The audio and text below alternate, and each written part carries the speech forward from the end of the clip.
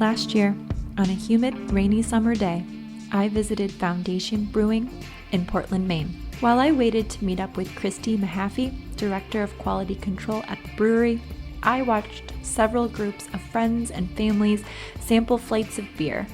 Some indie pop song I'd never heard before played over the speakers, while a hipster bartender looked way too cool working the line of taps.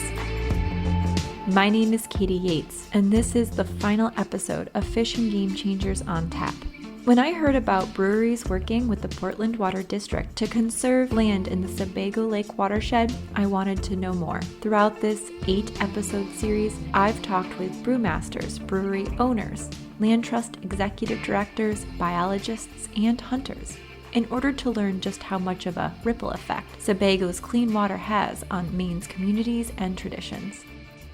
Okay, so if you've listened to every episode in this series, you could probably explain the next part to me. But in case you're just tuning in, Sebago Lake is Maine's deepest and second largest lake. It's a pristine water source, naturally filtered by a forested watershed. This is great news for breweries located in Portland, who can use the water right from the tap without additional treatment.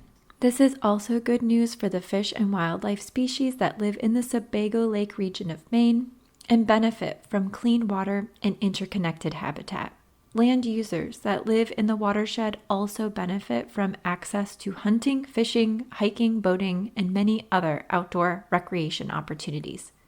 Sebago Lake is one of a handful of water bodies in the United States that has an EPA waiver to filter, meaning the Portland Water District does not have to install an expensive filtration system. PWD, breweries, and other organizations like land trusts are working together to conserve land in the watershed to keep it forested. Christy finally meets up with me, and after a quick tour of the brewery, we settle in her quality control laboratory. Christy is one of the founders of Foundation Brewing, but her background is in science and engineering, not beer making. I'm one of 4 owners, myself, and then Joel Mahaffey, my husband, and Tina Bonney and John Bonney as well. It was actually Joel and John met at a home brewers club up in Bangor. I've got a funny background of a mix of biology, ecology, and then eventually mechanical engineering. So I've done everything from teaching to working with ocean nonprofits and working on the conservation side of things. And then right before working here, I was actually doing some engineering consulting in mechanical engineering and material science. Right off from the get-go, said that we were going to invest in a strong quality program. And so we started out with what I'd consider the basics and have really, as the brewery's grown a little bit, and we've continued to grow the laboratory. So our laboratory, in terms of which quality checks we're doing, is typically what you'd find at a brewery 2 to 3 times larger than what we're operating at. And it's just because from the beginning we really wanted to build a lab and make sure we've got a solid quality program that involves all aspects of our product. So there's definitely a physical and sort of engineering perspective type component when you look at can integrity and making sure you've got a good package there. And there's the micro side where you make sure that you've only got the yeast that you want, the right amounts, and that your fermentation is going according to plan, and that in your packaged product you don't have any other microorganisms that would affect the end flavor or give you off flavors. In last week's episode, I visited Geary Brewing's owner, Robin LaPointe, and she mentioned in our conversation that brewing beer is chemistry. Christy's unique background helped make a pastime a profession. So Joel and I did our first homebrew batch together, I don't know how many years, over 15 years ago. And in the beginning, I said, this is a big mess. I'm all set. And Joel just loved it, and he took off with it. And especially the sort of in the later years of his homebrewing career, really got into the science of homebrewing. And there's a ton of really interesting chemistry when you're digging deep into how you can manipulate some pretty basic ingredients plus your microorganism of yeast and come up with spectacular beers and a whole array of, diversity in your beers. Christy and her husband are not originally from Maine, but almost right away Maine felt like home. Maine's landscape and its influence on businesses and lifestyles is something special, according to Christy. And it does have a lot to do with the people and the landscape and how the landscape influences the culture of Maine and really who we are at our core. And I think that ties directly to water and land use and conservation and being mindful of those resources. As a brewery owner, Christy has a clear connection to the Sebago Lake watershed and Sebago's clean water. So she understands the importance of being a steward of this resource. In Portland, and everyone getting their water from the Sebago Lake watershed,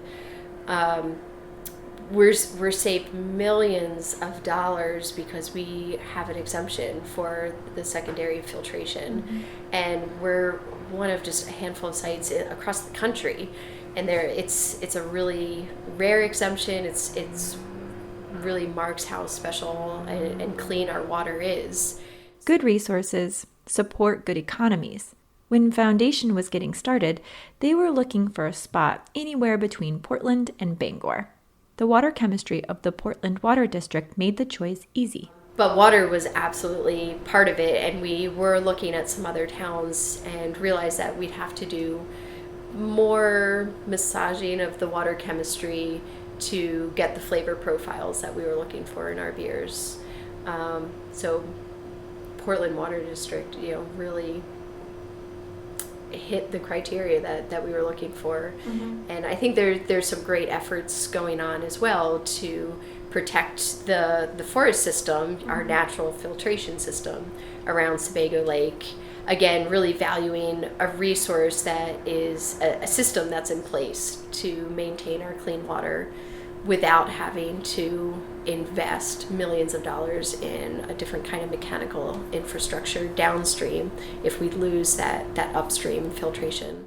It's clear taking care of these resources now is less expensive than fixing problems down the road.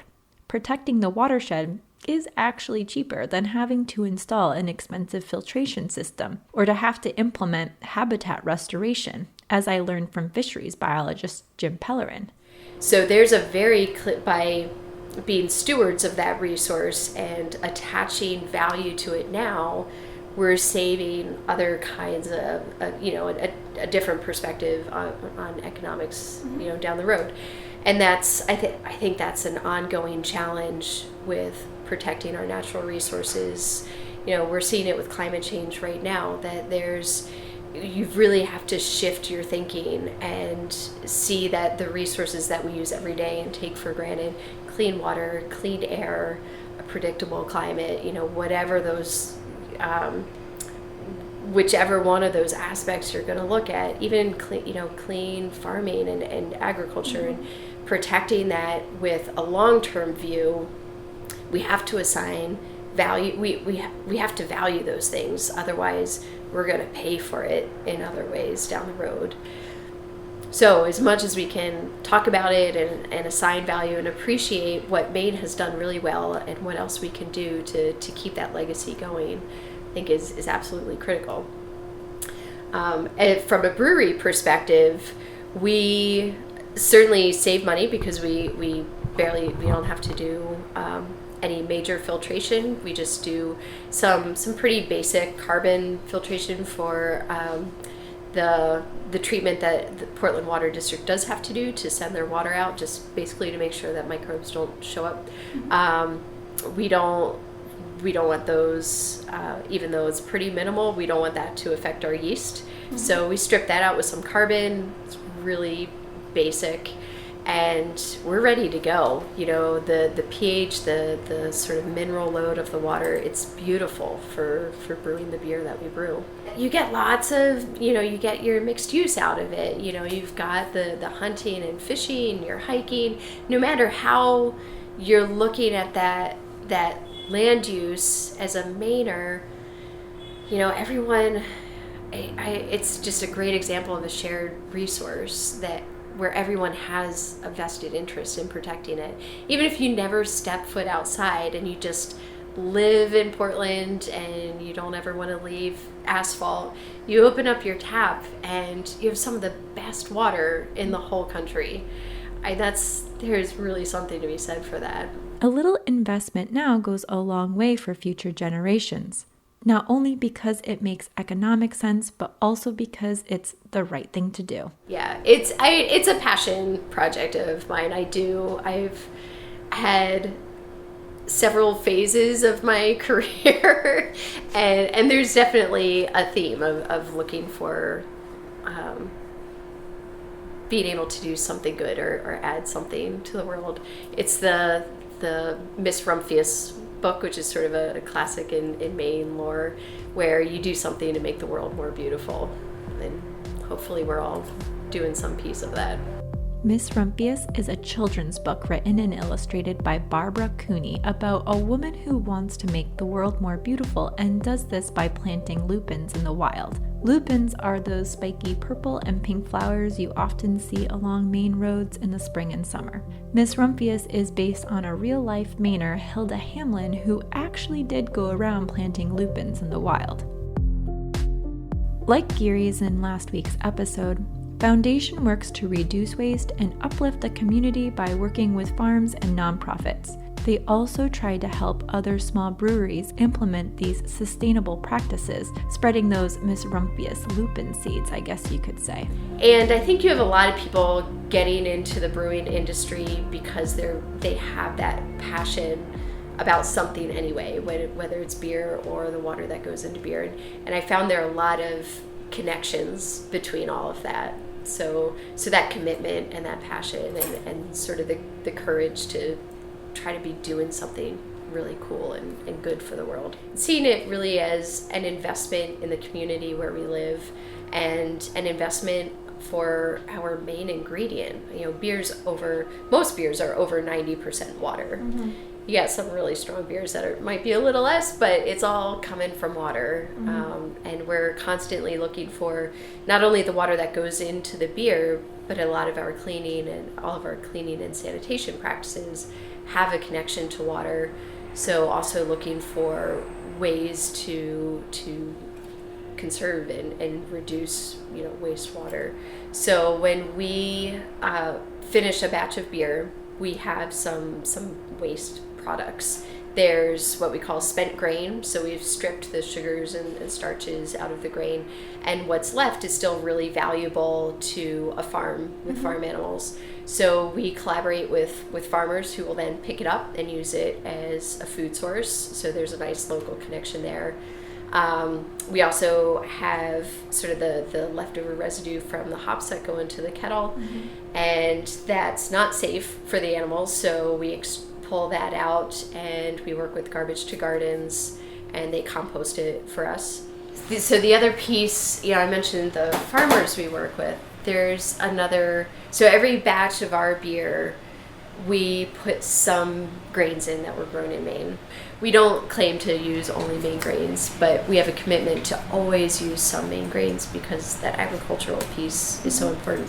It should be no surprise by now, Mainers are outdoorsy, or we appreciate the outdoors, or at least benefit from great natural resources. I definitely an outdoor enthusiast. Mm-hmm. Enjoy going on hikes. My 3-year-old loves fishing. She's got her lifetime fishing license. And, my dad goes hunting, and it's just like everyone has their niche, but it seems that if you live in Maine, most people want to enjoy the outdoors some way. That's a huge assumption. That's probably not fair at all to say. Seems true, though. It does seem, the way, like, you're in Maine and it's the way life should be.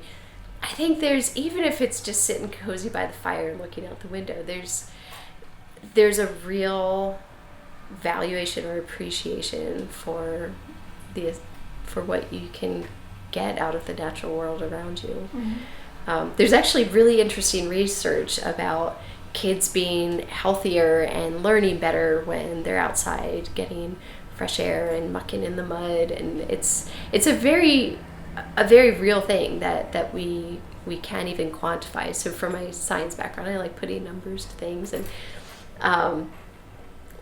there's not to say that it's not valuable to just appreciate something for what it is, but there's no doubt in my mind that this is the kind of thing that everyone benefits from. Earlier this episode, I described the scene at Foundation. People from all different backgrounds hanging out to enjoy beer brewed by water from the Portland Water District. Water that is filtered by forested land in the Sebago Lake watershed. A landscape where people like Dan Vitalis can hunt and gather for the food they eat. Sebago Lake is a destination for locals and tourists. People who want to tap into everything Maine has to offer. Whether your version of Maine involves reeling in fish with your family or just enjoying the view. It's all connected, trickling from the Crooked River down to Portland and beyond. Christy tells me the story of why Foundation Brewing is called Foundation Brewing. She prefaces this story with a warning. It's a little nerdy, but it's a perfect metaphor for what this podcast series has been all about. I'm going to give you sort of the nerdy little story of how we came up with Foundation Brewing. Okay. So the idea is that beer is the foundation of civilization. Whatever the culture was where beer is cropped up. Actually, so it's mostly around agrarian. People would sort of settle, and you have grains, and what can you do with grains? Well, you can get this high calorie hydration. But it brought communities together, and it allowed people to settle in a space and appreciate the land. And what do you do at the end of a harvest? You gather together. And there's a real foundation to bringing people and geographic community together and appreciate that. So I don't know how that translates to outdoor enthusiasts enjoying a beer, but it's trickled through the culture. I don't know, you enjoy the outdoors, and then you sit back and have a beer and just feel some gratitude for what we have, in hopefully a sense of stewardship as well.